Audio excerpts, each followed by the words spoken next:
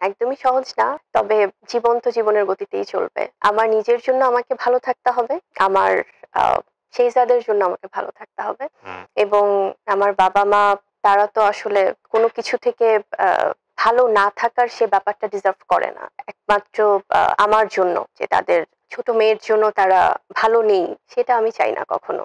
তো এই মানুষগুলোর জন্য এবং আমার দর্শকদের জন্য আমার মনে হয় যে আমার সবসময় হাসি মুখে থাকতে হবে, ভালো থাকতে হবে।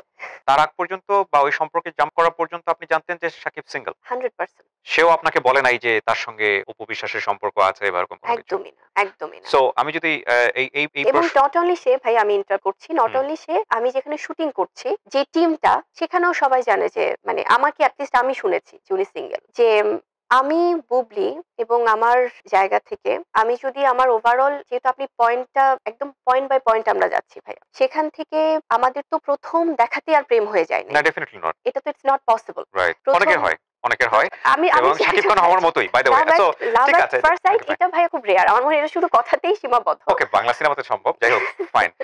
হ্যাঁ, তো ১ম দেখাতে ডেফিনিটলি আমার সেই আমি যেটা বলছিলাম যে আমার হয়নি। তখন চ্যালেঞ্জটা ছিল যে আমি কিভাবে কাজটা শেষ করব এবং আমি একটা সেক্টর থেকে এসেছি আরেকটা জায়গায়। অফারটা কি আপনার জায়গা থেকে ছিল না ওর জায়গা থেকে ছিল? আমি আমার যদি আরেকটু হ্যাঁ, স্পেসিফিকলি যাই। একদম স্পেসিফিক ভাবে আমার জায়গা থেকে কিভাবে হবে ভাইয়া? বিকজ আমি আপনার তো ওর জায়গা একদম থেকেই ছিল। নতুন, একদম নিউ ওর কামার। জায়গা থেকেই ছিল তার মানে ডেফিনিটলি যে ডেফিনিটলি। ওকে। সো বিষয়টা কেমন ছিল? লাইক আমি তোমাকে পছন্দ করি, আমরা একটা ব্যক্তিগত সম্পর্কের জায়গা থেকে যেতে চাই। দেন আপনি নিশ্চয়ই শাকিব খানকে নিয়ে কোয়েরি করবেন এটাই স্বাভাবিক। হুম, হুম। আপনি কোয়েরি করেছিলেন নাকি ঠিক আছে you are just jump in? No. আমি যদি কোয়ারি করতাম আমার ডেফিনিটলি এটা আমি বলব যে যেটা এখন অনেকেই বলে যে আপনি জানতেন না? আমি জানতাম না এটা এত অবাক হবার কি আছে? কারণ ২০১৭ সালে সেই একটা ব্যাপার সামনে আসার আগ পর্যন্ত কেউ জানতো না। বাংলাদেশের মানুষ কি জানতেন? তার ফ্যামিলি মেম্বাররা কে কি জানতো ভাই আমরা তো ফ্যামিলি মেম্বার তখন ছিলাম ফাইন। না। ২০১৭ সালে যখন এই বিষয়টা সামনে চলে আসলো এবং তখন আমি তো আমি আপনাদের মধ্যে এবং সম্পর্ক আছে। এবং আমি একটা জিনিস বলি কিবরিয়া ভাই সেটা হচ্ছে যে যখন ১ম শুটিং এ ১ম দেখাতেই তো আসলে প্রেম হয়ে যায়নি বা বিয়ে হয়ে যায়নি। এটা তো আস্তে, আস্তে গ্রো করেছে। এবং আপনি যেটা বললেন যে প্রপোজাল এর ব্যাপারটা। প্রপোজালটা ছিলই আসলে বিয়ের প্রপোজাল। এটা এমন না যে কোনো প্রেমের প্রপোজাল বা আমরা প্রেম করছি। বিকজ আমার ফ্যামিলি থেকে প্রেম করার সেই সুযোগটাই কখনো ছিল না। বিউটিফুল। আমি বুবলি আপনার সঙ্গে আপনি যা বলবেন সেটাই আমি শুনবো, হুম, সেটাই আমাদের দর্শকরা শুনবে। কিন্তু আমাদের কিছু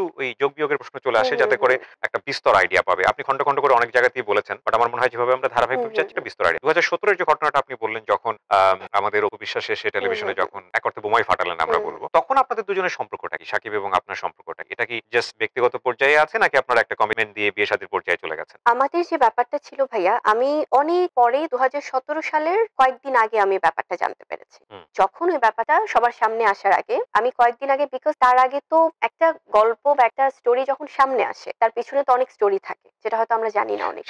সাকিবের সাথে আপনার কি তখন একটা কমিটমেন্ট আছে? যে মানে অপু বিশ্বাস যখন এটা ফ্ল্যাশ আউট হুম, করলেন, হুম। তখন কি আপনারা কমিটমেন্ট এ আছেন? মানে নাকি আপনাদের ইট সম্পর্কটা ওয়াজ ভেরি নরমাল ভাইয়া। ইট ওয়াজ আচ্ছা। Very normal. এমন না যে খুব কমিটেড বা খুব তখনও কিন্তু আমাদের প্রফেশনাল কাজকর্মই চলছে। আচ্ছা, আমি এখানে আমার এক্সাম্পল দিয়ে যদি বিষয়টা এভাবে বলি, লাইক আমি যদি কোন একটা মেয়েকে অফার করি বা তার হুম, সঙ্গে একটা হুম, হিডেন সম্পর্ক মেইনটেইন হুম, করে লাভ থাকতে পারে, অন্য কিছু হুম, থাকতে হুম, পারে। হুম, এবং তারপরে মেয়েটা যদি বুঝতে পারে যে আমার একটা কোন একটা কিছু ফ্ল্যাশ আউট হয়েছে হুম, মিডিয়াতে। ডেফিনিটলি আমার রাইট। মেয়েটা তো আমাকে প্রশ্ন করবে যে প্রশ্ন এটা কেন করবে। আমার কাছে গোপন করেছো হুম, বা কি হুম, অবস্থা। ২০১৭ এর আগে যদি আপনাদের হুম, সম্পর্ক তৈরি হয়ে থাকে হুম, তাহলে ওই সম্পর্কটা তো অনেক বেশি জটিল হয়ে যাওয়ার কথা ওই হুম। সময়টাতে। কি হয়েছিল আসলে? ২০১৭ র আগে ভাইয়া আমাদের কোনো আছে না যে খুব প্রেমের সম্পর্ক, খুব কমিটমেন্ট ওরকম কিছু ছিল না। আচ্ছা, যেটা ছিল যে আমার জায়গা থেকে তো ডেফিনিটলি তার প্রতি একটা সম্মানের জায়গা ছিল যেহেতু আমরা একসাথে কাজ করছি। এবং আমার পরপর কিন্তু তার সাথে কয়েকটা মুভি চলছে। আমি শুধু কিন্তু সেই ওয়ার্ল্ডটাতেই বিলং করি। ওকে। আমি সেই টিমটাকে বিলং তার করি। মানে ২০১৭ এটা ফ্ল্যাশ আউট হওয়ার পরে আপনাদের সম্পর্ক হয়েছে। এক্সাক্টলি ওকে, সম্পর্ক হয়েছে এবং ২০১৭ সেই স্টোরিটা সামনে আসার সাথে আমার কোনো সম্পর্কই নেই। ওকে, কোনো সম্পর্কই নেই, কোনো লিঙ্ক আপই নেই। কারণ আমি বলি ২০১৭ সালের ১০ তারিখে যে ব্যাপারটার কেন আমার স্পষ্ট মনে আছে বিকজ সেদিন প্রথম আলোতে একটা নিউজ এসেছিল রংবাজ সিনেমা নিয়ে। ওকে। হ্যাঁ? এই সিনেমাটার আমাদের শুটিং শুরু হবে। তো তখনও কিন্তু আমার তার সাথে যে খুব বেশি প্রেম, খুব আন্ডারস্ট্যান্ডিং, খুব এরকম কিছু না। কমিটমেন্ট এরকম কিছুই না। Just we are working together. তখন আমার সেই নিউজটার যখন আসলো তার আগে থেকে ভাই কয়েকটা র‍্যান্ডম নিউজ হচ্ছিল যে আমাকে শাকিব খান তার মুভি থেকে বাদ দিয়ে দিয়েছে। কিন্তু আমার জায়গায় অন্য কেউ এসছে। আপনারা যদি তখনকার সেই আর্কাইভ গুলো দেখেন তাহলে আপনারা খুব স্পষ্টভাবে বিকজ এই সব কিছুর আসলে প্রমাণ আছে। যে বাদ পড়লেন বুবলি, ঈদের সিনেমা থেকে বাদ পড়লেন বুবলি। তো কি হয়েছে বাদ পড়লাম তো মানে একটা তো রিজন থাকবে যে টিমের সাথে আমরা কাজ করছি রাইট তারা বলছে আমি আছি, বাট নিউজে দেখছি আরেকটা। তো আমার মধ্যে একটা কনফিউশন কাজ করছে যে এটা এরকম কেন হচ্ছে। এবং হঠাৎ করে আমি দেখলাম যে এরকম আমার কাছে একটা ফোন আসে। ফোন আসার পরে মানে আননোন নাম্বার, অনেকবার ফোন আসছে, অনেকবার ফোন আসছে।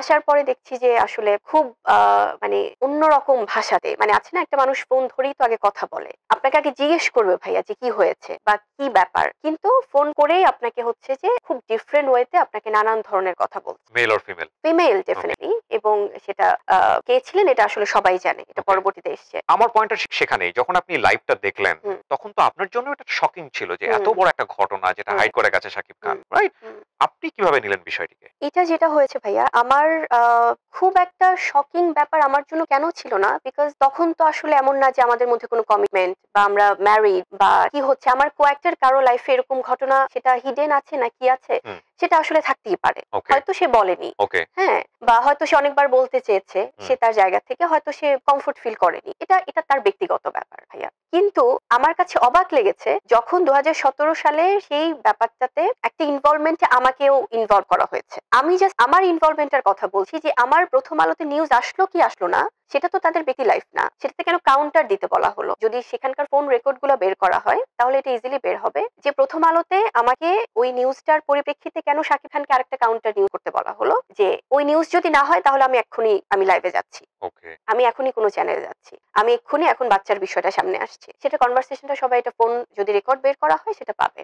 এবং তার ব্যাপার আরেকটা যেটা ছিল যে এটাকে সেটাকে আপনি সিক্রেটলি জেনেছেন যেটা আপনি ডেফিনেটলি, হ্যাঁ, আমাকে বলা হয়েছে যে লাইভের ব্যাপারটা যখন সামনে এসে লাইভে আসার আগেই আমি জেনেছি, কারণ আমার কাছে তো ননস্টপ ফোন আসছে। না, কিন্তু আমি এই জায়গাটাতে আসলে অপু বিশ্বাসকে কোনো প্রকার দোষও দিতে চাই না, কোনো এখানে প্রকার আজকে কিন্তু ভাই আমরা কোনো দোষ দোষ আর তো গুণগার আমি এটা না। সিচুয়েশনটাকেই Right. বলছি। আমার জায়গাটা হচ্ছে যে বুবলি যখন জানতে পারলো যে হুম, হুম, সাকিবের এরকম একটা অতীত আছে হুম, এবং সেটা পুরো দেশ যখন জেনে গেল, হুম, তারপরেও তো বুবলির সাথে সাকিবের সংসার হয়েছে, হুম। এবং মনের আদান আমাদের প্রদান বিয়ে কিন্তু হয়েছে, হয়েছে অনেক পরে রাইট? ভাইয়া। সো আপনার জায়গাটা থেকে আপনি সাকিবের কাছ থেকে কি ব্যাখ্যা পেয়েছিলেন যে এইরকম একটা ঘটনার আপনাদের নিশ্চয়ই একটা হুম, হুম, আন্ডারস্ট্যান্ডিং হুম, ছিল, হুম, হুম, রাইট? হুম, হুম। সে আন্ডারস্ট্যান্ডিং এর জায়গাটা কি ছিল? এটা যখন এই বিষয়গুলো সামনে আসার পরে, যখন আমাদের আন্ডারস্ট্যান্ডিং এর বিষয় যখন শুরু হলো, তার আগে আমি যখন জিজ্ঞেস করেছি যে আচ্ছা এই ব্যাপারটা কি, তখন সে আমাকে বলেছে যে আমার এই আন্ডারস্ট্যান্ডিং প্রবলেমটা তো আমার অনেক আগে থেকেই।